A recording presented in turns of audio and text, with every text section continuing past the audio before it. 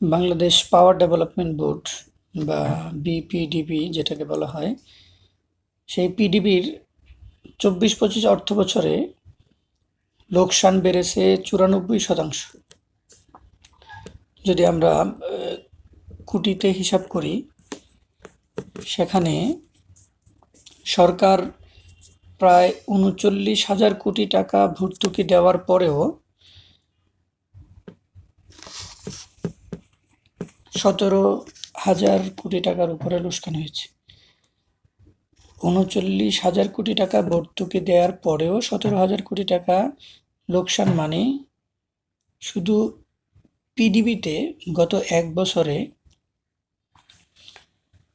প্রায় ৫৫-৫৬ কোটি টাকার ক্ষতি হয়েছে, যেটা বাংলাদেশের ইতিহাসে সবচেয়ে বেশি লোকসান।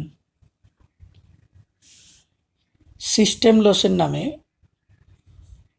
এই বিশাল ক্ষতি দেখানো হয়েছে, যেটা পুরাটাই একটা শুভঙ্করের ফাঁকি।